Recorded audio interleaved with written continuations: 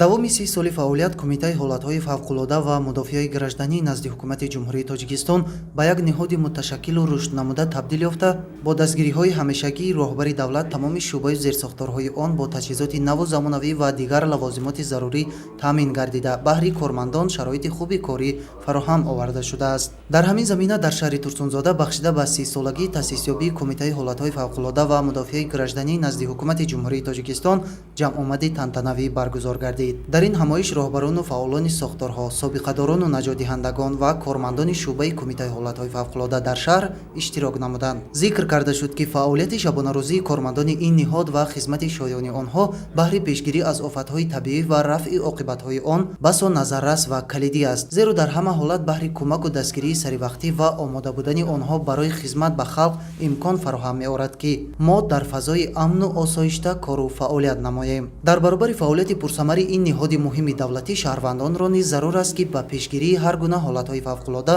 ва донистани тартибу қоидаҳои наҷотдиҳиву бартарафкунӣ омода бошанд, зеро ин амал вазифаи шаҳрвандии ҳар як сокини мамлакат мебошад. шӯъбаи Кумитаи ҳолатҳои фавқулода дар асоси қарори ҳукумати ҷумҳурии Тоҷикистон бо 28 зернизоми ҳудудӣ ва зинавии низоми ягонаи давлатӣ оид ба пешгирӣ ва рафъи ҳолатҳои фавқулода, ки дар тамоми ташкилоту корхонаҳои ҳудуди шаҳри Турсунзода таъсис дода шудааст ва инчунин 12 хадамотҳои мудофиаи гражданӣ, ки ин ҳам бошад аз ҳисоби корхонаву ташкилотҳои ҳудуди шаҳр бо қувваи воситаи онҳо фаъолият мекунад ва дар ҳама гуна ҳолатҳои фавқулода,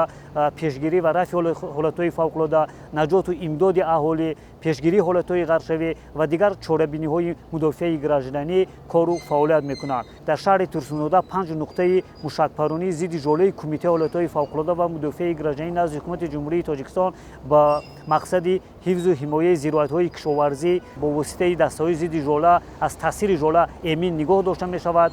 қайд гардид, ки давоми чанд соли охир садҳо нафар кормандони Кумитаи ҳолатҳои фавқулода ҷиҳати такмили ихтисос ва беҳтар намудани малакаю маҳорати касбӣ ба кишварҳои хориҷ сафарбар карда шуданд, то фаъолияти онҳоро ба меъёрҳои байналмилалӣ ҷавобгӯ гардонанд. ҳамзамон барои омода намудани кадрҳои ҷавону болаёқат дар дохили кишвар низ таваҷҷӯҳи хоса зоҳир карда мешавад. Кумитаи ҳолатҳои фавқулода ва мудофиаи гражданӣ назди ҳукумати ҷумҳурии Тоҷикистон ва сохторҳои таркибии он дар шаҳру ноҳияҳо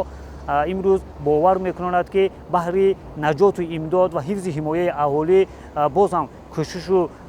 кӯшишро ба харҷ дода барои ҳимояи аҳолӣ, зироатҳои кишоварзӣ ва самти мудофиаи гражданӣ фаъолиятро боз ҳам хубтару беҳтар ва ба халқу миллат ва ватан хизмат менамояд. дар идомаи ҳамоиш барои саҳм гузоштан дар пешгирӣ ва рафъи оқибатҳои офати табиӣ ва ҳамчунин бартарафкунии ҳодисаҳои нохуши техногенӣ ба як қатор собиқадорону наҷотдиҳандагон ва кормандони шӯъбаи ҳолатҳои фавқулода дар шаҳри Турсунзода медали ҷашнии 30-солагии таъсисёбӣ, рутбаҳои навбатӣ, сипосномаи ифтихорнома ва тӯҳфаҳои хотиравӣ дар вазъияти тантанавӣ тақдим карда шуд.